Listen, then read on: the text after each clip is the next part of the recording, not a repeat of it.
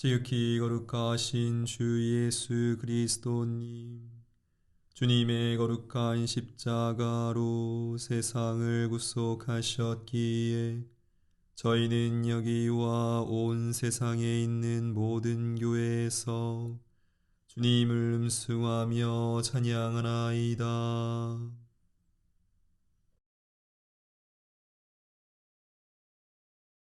모든 일을 당신께로 불러 모으시는 주님, 프란치스코를 기억하며 9일 기도를 바치는 저희가 당신을 향한 사랑에 불타오르게 하소서.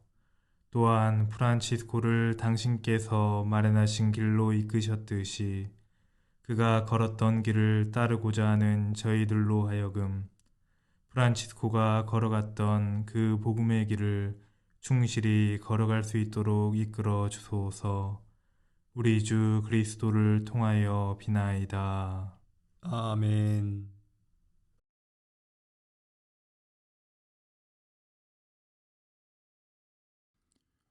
지극히 높으시고 전능하시고 좋으신 주님, 찬미와 영광과 영예와 모든 찬양이 당신의 것이었고 홀로 지극히 높으신 당신께만 이것들이 속함이 마땅하오니 사람은 누구도 당신 이름을 부르기조차 부당하나이다. 네, 주님, 당신의 모든 피조물과 더불어 찬미 받으시옵고 그 가운데 각별히 주인이신 해님 형제와 더불어 찬미 받으소서. 해님은 낯이 없고 그로써 당신께서 저희를 비추시나이다. 아름답고 장엄한 광채로 빛나는 해님은 지극히 높으신 당신의 모습을 지니나이다. 네, 주님, 달 자매와 별들을 통하여 찬미 받으시옵소서. 당신께서는 빛 맑고 귀하고 어여쁜 저들을 하늘에 마련하셨나이다. 네, 주님, 바람 형제를 통하여 그리고 공기와 흐린 날씨와 갠 날씨와 모든 날씨를 통하여 찬미 받으시옵소서. 저들로서 당신 피조물들을 기르시나이다. 네, 주님, 쓰임새 많고 겸손하고 귀하고 순결한 물 자매를 통하여 찬미 받으시옵소서. 내 주님 불 형제를 통하여 찬미 받으시옵소서. 그로써 당신은 밤을 밝혀주시나이다. 그는 아름답고 쾌활하고 씩씩하고 힘차나이다. 내 주님, 우리 어머니인 땅 자매를 통하여 찬미 받으시옵소서. 그는 우리를 기르고 보살피며 울긋불긋 꽃들과 풀들과 온갖 열매를 낳아주나이다. 내 주님, 당신 사랑 까닭에 용서하며 병약함과 시련을 견디어내는 이들을 통하여 찬미 받으시옵소서. 평화 안에서 이를 견디는 이들은 복되오니 지극히 높으신 이여 당신께 왕관을 받으리로소이다. 내 주님, 우리 육신의 죽음 자매를 통하여 찬미 받으시옵소서. 살아있는 어느 사람도 이를 벗어날 수 없나이다. 불행하옵니다. 죽을 죄를 짓고 죽는 이들이여. 복되옵니다. 당신의 지극히 거룩한 뜻을 실천하며 죽음을 맞이할 이들이여. 두 번째 죽음이 저들을 해치지 못하리이다. 내 주님을 찬미하고 찬양들 하여라. 감사를 드리고 한껏 겸손을 다하여 주님을 섬겨라. 주님의 평화를 빕니다. 오늘은 9일 기도의 8일째 되는 날이지만 내일은 추도식으로 진행될 예정이라 실질적으로는 오늘이 나눔으로 진행되는 9일 기도로는 마지막 날입니다. 한번 되짚어 보면 우리는 9일 기도의 시작으로 전형적인 주제이지만 프란치스코의 회개에 대해서 이야기했습니다. 그리고 삼위일체 하느님과 십자가의 그리스도에 대해서 나누었습니다.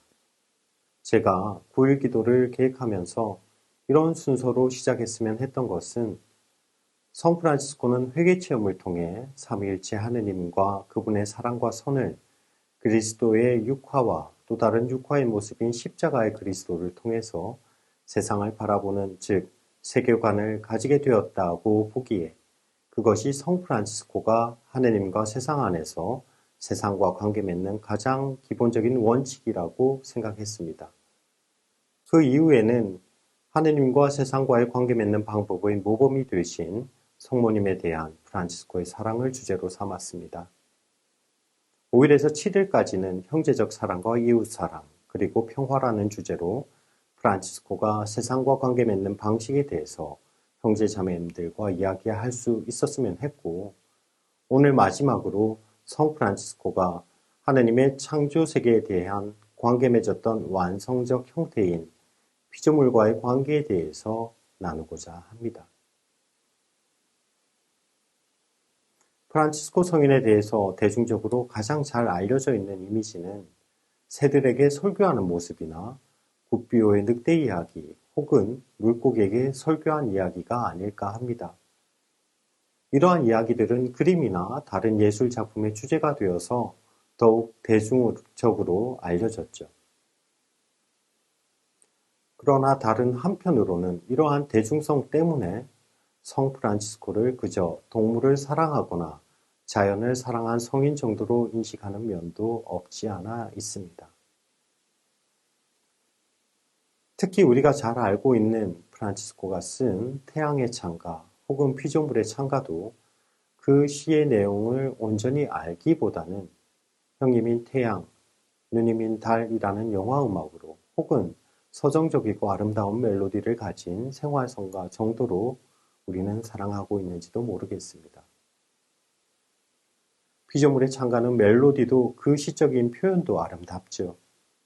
그러나 이 시를 작성하던 때의 프란치스코는 육체적으로 마냥 세상을 아름다움만으로 노래할 수 있는 그런 상태는 아니었습니다.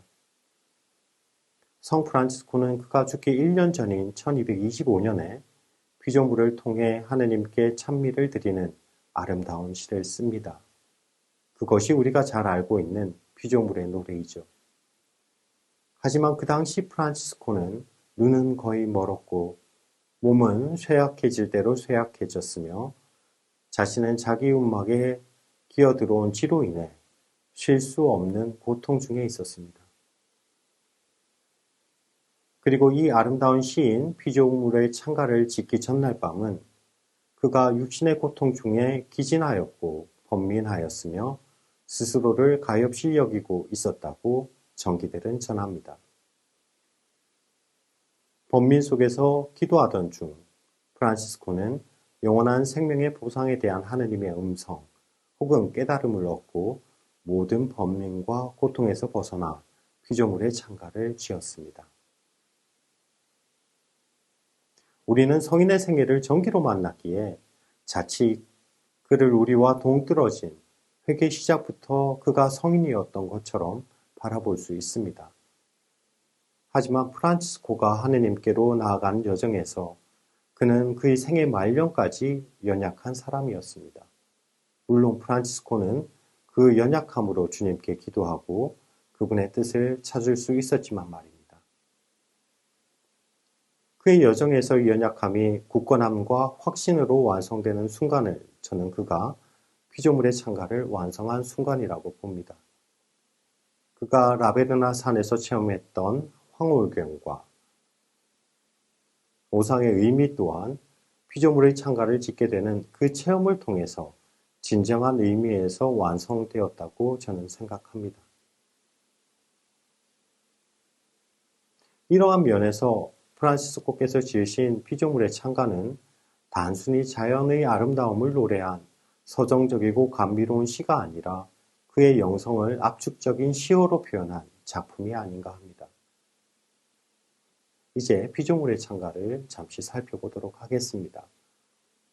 성 프란치스코는 피조물의 창가를 시작하면서 바로 그가 세상을 바라보는 원칙을 노래합니다.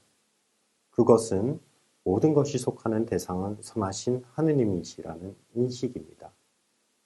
모든 것이 속한다는 것은 모든 것의 기원 또한 그분에게 있다는 것을 의미합니다. 하느님의 선은 삼위일체 하느님에 대한 인식이 기본적으로 전제됩니다. 또한 하느님의 선은 성부, 성자, 성령께서 관계를 맺는 내적 원리입니다.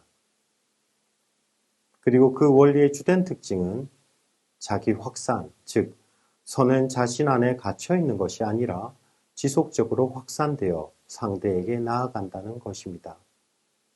이 내적 원리는 삼위를 일체로 만들고 외적으로는 창조로 표현됩니다. 그리고 이 창조의 중심에는 말씀이신 그리스도께서 계십니다. 프란치스코는 특히 그리스도의 육화를 하느님의 사랑과 선이 세상에 가장 확실하게 드러난 사건으로 체험하고 그리스도의 육화를 통해 세상의 모든 것을 이해하고 받아들이고 사랑하였습니다. 이것이 프란치스코가 세상을 이해한 방식이며 프란치스칸들이 창조된 세상을 이해하는 첫 번째 원리가 되는 것이죠. 프란치스칸 신학자인 일리아 델리오 수녀님은 프란치스코의 마음은 예수 그리스도와의 관계를 통해 모든 창조물이 거룩하다는 것을 깨닫게 되었기 때문에 생명으로 가득 차 있었다라고 프란치스코가 세상을 바라본 방식을 말합니다. 또한 모든 것의 근원이 같기에 프란치스코는 기꺼이 주님의 피조물들을 형제 자매라는 가족적인 호칭으로 불렀습니다. 피조물의 창가는 뒤이어서 모든 피조물을 하느님 찬미애로 초대합니다. 성경의 전통 안에서 피조물들의 창가나 프란치스코의 다른 글 하느님 찬미의 공고에서는 직접적으로 피조물들로 하여금 주님을 찬미하도록 초대하고 있으나 여기서는 주님께서 그 피조물들을 통하여 찬미 받으심을 노래합니다. 이는 모든 선의 근원이신 주님께 각 피조물들은 자신의 선을 돌려드려야 함을 드러낸다고도 볼 수 있겠습니다. 프란치스코의 공고 5의 내용, 하늘 아래 있는 모든 피조물들은 나름대로 자신의 창조주를 그대보다 더 잘 섬기고 인식하고 순종합니다를 바탕으로 피조물의 창가에서 피조물들이 그들의 창조주를 찬미하는 것을 조금 넓은 의미로 해석해보면 모든 피조물들이 자신의 창조주께 찬미를 드림은 그들이 주님을 섬기는 방식이며 그들의 의무로 볼 수 있습니다. 프란치스코가 피조물의 창가에서 피조물들을 열거함에 있어서 다른 시편이나 지혜문학적 전통의 창가에 비해 특별한 점은 앞서 언급했던 피조물들을 가족적인 호칭인 형제와 자매로 부르는 것만이 아니라 각 피조물들이 하느님으로부터 부여받은 고유한 가치를 가지고 있다고 노래한다는 점입니다. 장엄한 광채로 빛나는 해님은 낮이며 빛 맑고 귀하며 어여쁜 달 자매와 별, 바람 형제는 모든 날씨로 피조물들을 자라게 하고 물 자매는 쓰임새 많고 겸손하고 귀하고 순결하며 아름답고 쾌활하고 씩씩하고 힘찬 불 형제는 밤을 밝히고 어머니인 땅 자매는 피조물을 기르고 보살피며 열매를 낳아준다는 프란치스코의 창조세계에 대한 인식에는 모든 피조물은 서로에게 봉사하고 고유한 역할과 내적 가치를 창조주로부터 부여받았다는 것이 자리 잡고 있는 것입니다.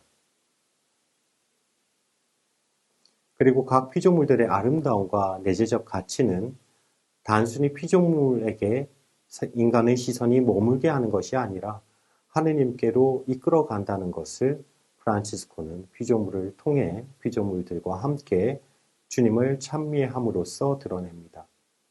이런 의미에서 각 피조물은 성사적 의미를 지니고 있다고 말할 수 있는 것입니다. 그렇다면 이 창조 세계에서 인간의 역할은 피조물의 창가에서 어떻게 드러나고 있을까요? 프란치스코가 말하는 인간은 주님에 대한 사랑 때문에 용서하고 평화 안에서 병약함과 시련을 견디어내는 이들입니다. 피조물의 창가 전체를 보면 인간은 다른 피조물을 통해서 찬미를 드리는 존재이기도 하지만 하느님에 대한 사랑의 응답으로 용서와 평화를 통해서 하느님께 찬미를 드리는 존재입니다. 용서와 평화는 관계성의 단절을 회복하기 위한 것이며 창조 때의 관계를 보존하는 것입니다. 이는 바로 당신 양들을 속량하기 위해 십자가의 순환을 견디신 그리스도께서 보여주신 길입니다.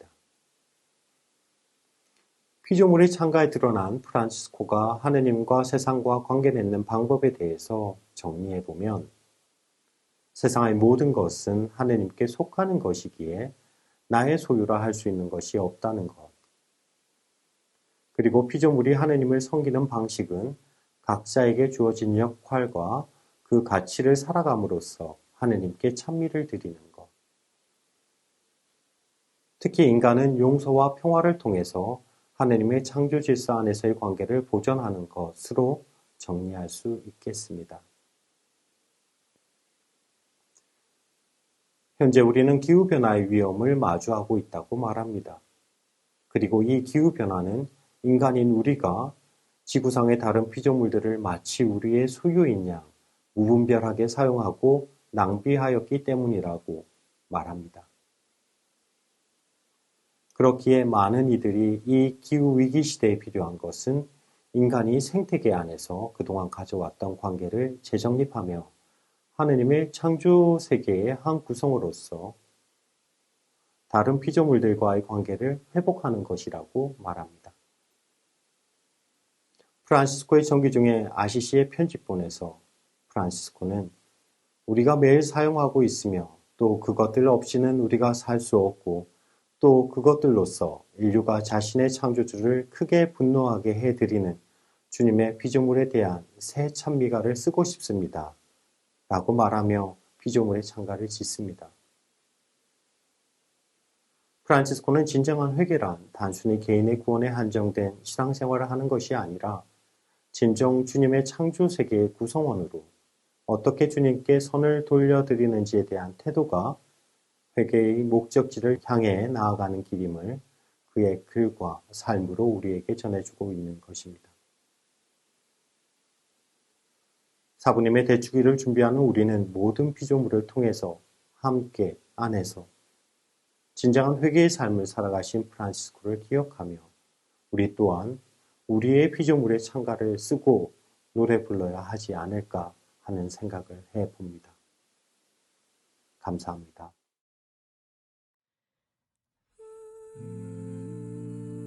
그는 기쁜 마음으로 그리스도의 순환에 동참하였으니 그분이 영광 중에 나타나실 때 기쁨에 넘쳐 환호하리라. 목소리 높이어 주께 부르짖나이다. 소리 지르며 주께 비나이다. 시름을 불어서 당신께 아뢰옵고 답답한 이내 심정 하소연하나이다. 내 안에 정신이 까무러칠 때 당신은 나의 길을 잘 아시오니 사람들이 내 가는 길에다가 몰물을 숨겨서 잡으려 하나이다. 고개 돌려 오른편을 살펴보아도 이 몸을 돌볼 사람 없삼나이다. 어디라 도망할 곳 있지 않sap고 이 목숨 보아줄이 없삼나이다. 소리쳐 부르는 곳 주님 당신이오니 이 몸이 피할 곳은 당신이 외다. 생명의 나라에서 내 몫이 외다. 부르짖는 이 소리를 익히 들어주소서. 너무나도 가엾이 된 몸이오이다. 원수들 나보다도 훨씬 세오니 그들에게서 이 몸을 빼내주소서. 옥중에서 이 몸을 빼내주소서. 당신의 이름을 기리오리이다. 주께서 나에게 은총을 베푸실지 의인들이 나를 두루 외우리이다. 영광이 성부와 성자와 성령께 처음과 같이 이제와 항상 영원히 아멘.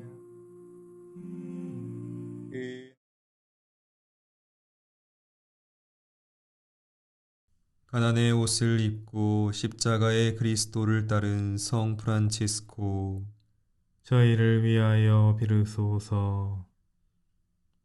그리스도와의 일치를 갈망한 끝에 그분의 순한 고통을 몸에 새긴 성 프란치스코. 저희를 위하여 비르소서. 모든 피조물 안에서 모든 피조물과 함께 모든 피조물을 통하여 하느님을 찬양한 성 프란치스코. 저희를 위하여 비르소서.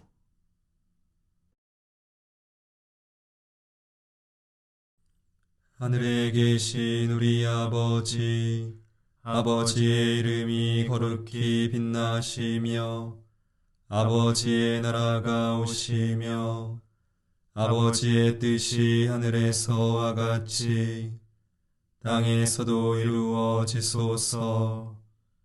오늘 저희에게 일용할 양식을 주시고 저희에게 잘못한 일을 저희가 용서하오니 저희 죄를 용서하시고 저희를 유혹에 빠지지 않게 하시고 악에서 구하소서.